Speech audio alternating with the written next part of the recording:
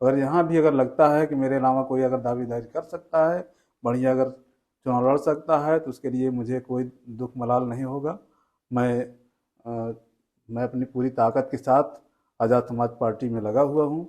मैं अगर मौका मिलेगा, अगर ऊपर के लोग और भाई मौका देते हैं, तो मैं यहाँ पर फूलपुर को, फूलपुर की जनता को नगीना बना के देने का प्रयास करूँगा। हैं, तो इसके लिए ऐसा नहीं है कोई धन्ना सेठ ही चुनाव जीते, चुनाव लड़े, ऐसा बैकग्राउंड होने की ज़रूरत नहीं है कि कोई जो है एकदम बहुत बड़ा जो है वो करोड़पति अरबपति हो तो वही चुनाव लड़ सके। और उसके लिए अगर मौका पब्लिक के ऊपर है, पब्लिक के हाथ में है, पब्लिक अगर मौका देती है तो हम यहाँ पर विधायक बन के दिखाएंगे। मैं यहाँ पर अगर चुनाव जीतता हूँ तो जो 5 करोड़ साल भर में आते हैं पूरे पब्लिक के बीच में, जहाँ जहाँ रोड जो है कहीं कहीं देखने में क्षेत्र में निकलता हूँ, रोडें इतनी गड़बड़ हैं कि आने जाने में बहुत असुविधा होती है। और उसके साथ साथ मैं रोजगार, इतने बेरोजगारी इतनी ज़्यादा हो गई है कि रोजगार देने के लिए कुछ न कुछ उद्योग लाने का प्रयास करूँगा। और महंगाई महंगाई के लिए भी कुछ न कुछ उपाय पब्लिक की, सरकार के बीच में रखने का प्रयास करूँगा। अपनी बात पूरे विधानसभा में अपनी बात रखने का प्रयास करूँगा, जिससे कुछ न कुछ निष्कर्ष निकले। नमस्कार दोस्तों, मैं रवि कुमार। आप देख रहे हैं द बहुजन नामा व भीमराज दस्तक। दोस्तों, जैसा कि आप सभी को पता है, अभी उत्तर प्रदेश में 10 सीटों पर उपचुनाव होने वाले हैं और उस 10 सीटों में से एक सीट आती है फूलपुर की। फूलपुर में बहुजन समाज पार्टी ने अपने प्रत्याशी घोषित कर दिए हैं और आज़ाद समाज पार्टी के प्रत्याशी अभी क्या कहते हैं, दावेदारी के लिए शशिकांत जी लगे हुए हैं। आइए आज हम उनसे कुछ बातचीत करते हैं। हमारे साथ है शशिकांत जी। सर, स्वागत है आपका द बहुजन नामा और भीमराज दस्तक बहुत में। बहुत धन्यवाद आपका और आपके चैनल का, आपकी पूरी टीम को। आप आजाद समाज पार्टी से दावेदारी कर रहे हैं फूलपुर विधानसभा से प्रत्याशी के रूप में। क्या लगता है कि आजाद समाज पार्टी आपको प्रत्याशी घोषित करेगी? जिस प्रकार से आज वर्तमान समय में देखा जाए, आजाद समाज पार्टी का क्रेज बढ़ रहा है, लोगों की डिमांड बढ़ रही है कि हम आजाद समाज पार्टी से चुनाव लड़ेंगे, यहाँ आजाद समाज पार्टी में ज्वाइन करनी चाहिए। तो क्या लगता है कि आजाद समाज पार्टी आपको प्रत्याशी घोषित करेगी? जरूर। हम जब से लगे हुए हैं, काफ़ी पब्लिक का भी सपोर्ट मिल रहा है, कार्यकर्ताओं का भी सपोर्ट मिल रहा है, जिले से लेकर के और प्रदेश स्तर तक जितने भी कार्यकर्ता हैं सब लोग सपोर्ट में ही दिख रहे हैं। तो लगता है कि वो आने वाले समय में हम ही प्रत्याशी के रूप में रहेंगे। अभी देखा जाए तो बहुजन समाज पार्टी ने अपना प्रत्याशी इस फूलपुर विधानसभा से घोषित कर दिया है। शिवरन पासी जी को क्या कहते हैं, अपना प्रत्याशी बनाया है बहुजन समाज पार्टी। तो आप और जो तमाम पार्टियां उनको किस प्रकार से टक्कर दे पाएंगी? क्या नीति रणनीति है आपकी इस चुनावी उसमें दंगल में? हमारी रणनीति तो नगीना में देखने को मिली ही है, और जो आप लोगों के सामने है, तो उसी तरीके से यहाँ भी रणनीति बन रही है।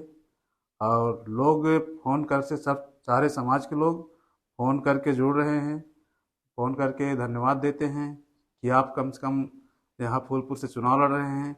बहुत खुशी मिलती है उनको जो है कि यहाँ से अगर चुनाव लड़ रहा है कोई, आज़ाद समाज पार्टी चंद्रशेखर भाई के साथ अगर कोई आ रहा है, तो खुश होकर के तन मन धन से सहयोग करने की बात करते हैं।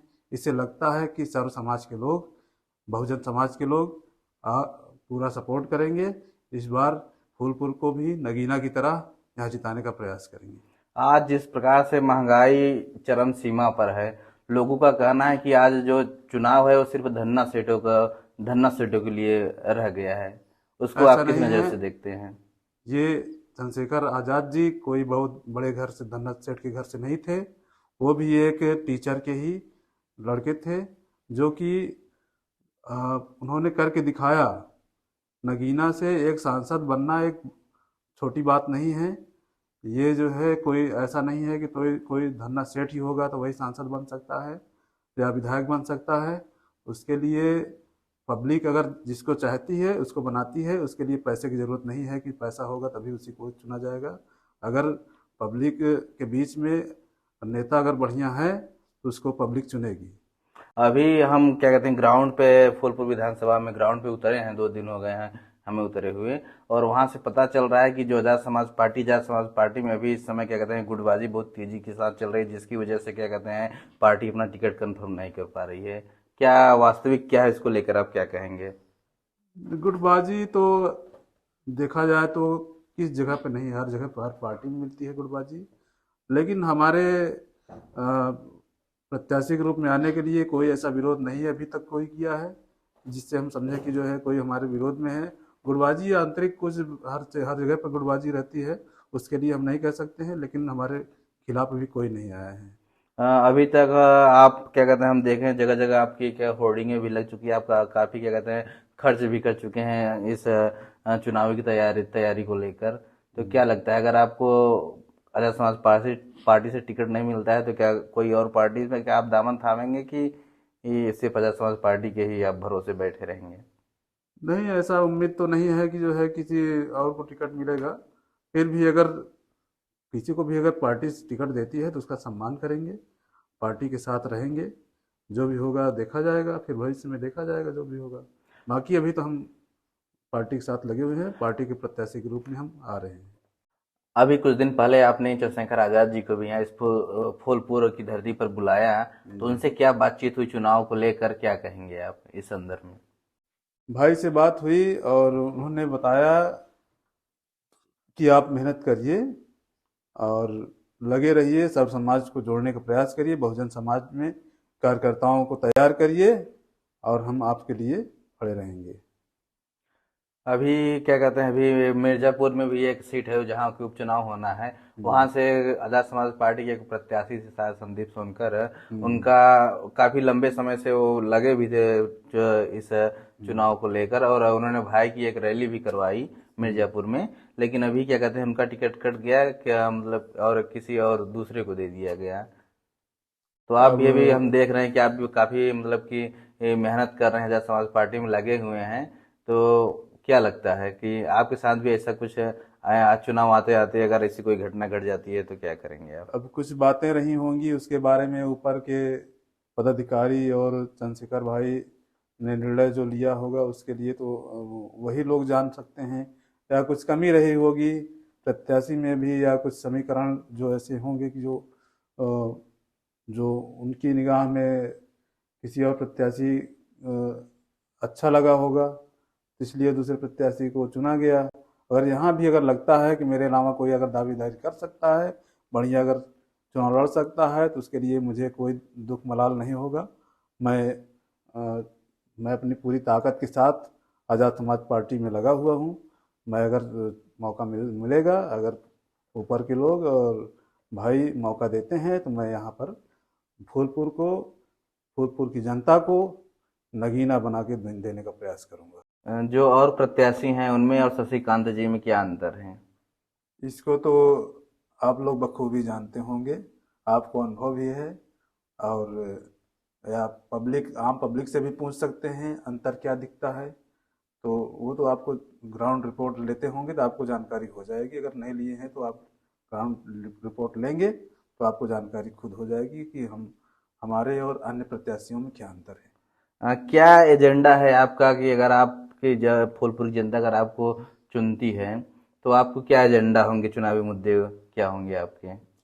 मैं यहाँ पर अगर चुनाव जीतता हूँ तो जो 5 करोड़ साल भर में आते हैं पूरे पब्लिक के बीच में, जहाँ जहाँ रोड जो है कहीं कहीं देखने में क्षेत्र में निकलता हूँ, रोडें इतनी गड़बड़ हैं कि आने जाने में बहुत असुविधा होती है। और उसके साथ साथ मैं रोजगार, इतने बेरोजगारी इतनी ज़्यादा हो गई है कि रोजगार देने के लिए कुछ ना कुछ उद्योग लाने का प्रयास करूँगा। और महंगाई महंगाई के लिए भी कुछ ना कुछ उपाय पब्लिक की, सरकार के बीच में रखने का प्रयास करूंगा। अपनी बात पूरे विधानसभा में अपनी बात रखने का प्रयास करूंगा, जिससे कुछ ना कुछ निष्कर्ष निकले। आप एक मध्यम वर्गीय परिवार से आते हैं, और क्या क्या लगता है कि यहाँ की जो जनता है, जो कि किसान का मेरा वर्ग है, वो आपको लाइक करेगा या सपोर्ट करेगा? जी। आजकल देखा जाए तो क्या कहते हैं एक मतलब कि जो कहते हैं ना, जो दिखता है वही बिकता है। आजकल लोगों की भी पसंद हो गई है कि मतलब कि एक चाहते हैं कि लोग क्या कहते हैं, कोई हमारे घर कोई नेता आए तो उसके साथ कहते हैं 10 गाड़ी हो और क्या कहते हैं काफी हुजूम हो साथ में। आप एक कमेरा वर्ग के किसान के बेटे हैं तो आपके साथ क्या कहते हैं न तो मतलब कि उतने ज्यादा फोर व्हीलर आपके पीछे चलती है, न तो उतने ज्यादा मतलब कि समर्थन है आपको लोगों का, लेकिन वो जो साथ में दिखना चाहिए एक मध्यम वर्गीय परिवार से, वो नहीं रहे हैं। तो उसको क्या किस नजरिए से देखेंगे, क्या कहेंगे उसको लेकर? नहीं, अभी तो जितना चुनाव में खर्च आ सकता है उतने के लिए तो मैं समर्थ हूँ, क्योंकि मेरा बिजनेस भी है। अपना जो है बिजनेस से जो इनकम है होती है उसको भी लगा दें। बाकी पब्लिक से भी सहयोग के लिए फ़ोन आता है कि भैया आप जो है चुनाव लड़िए, मैं तन मन धन से आपके साथ हूँ। कई लोग ऐसे फ़ोन किए और कुछ लोग सहयोग भी किए।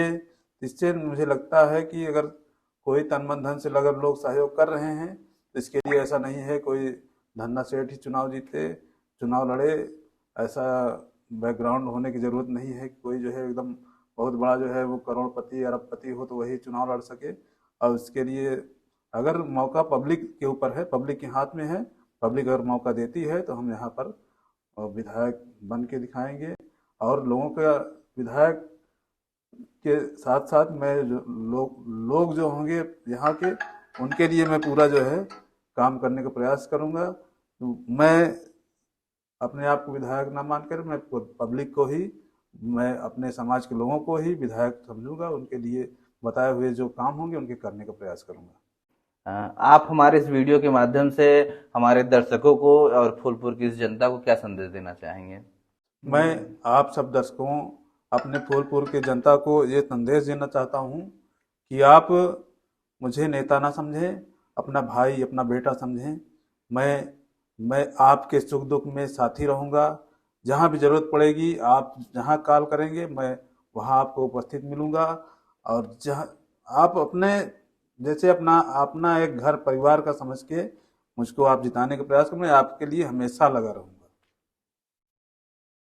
चलिए, बहुत बहुत धन्यवाद, आपने अपना कीमती समय दिया हमारे चैनल को, इसके लिए आपका बहुत बहुत आभार। बहुत बहुत धन्यवाद दोस्तों, आपको। आपसे मेरी गुजारिश है कि अगर आप इस फूलपुर विधानसभा के क्षेत्र से हैं तो आपसे मेरी ये गुजारिश है कि आप इस वीडियो को अधिक से अधिक शेयर करें, और चैनल पर अगर नए हैं तो चैनल को सब्सक्राइब करके वीडियो को लाइक करें, और इस वीडियो पर अपनी प्रतिक्रिया हमें जरूर दें। धन्यवाद।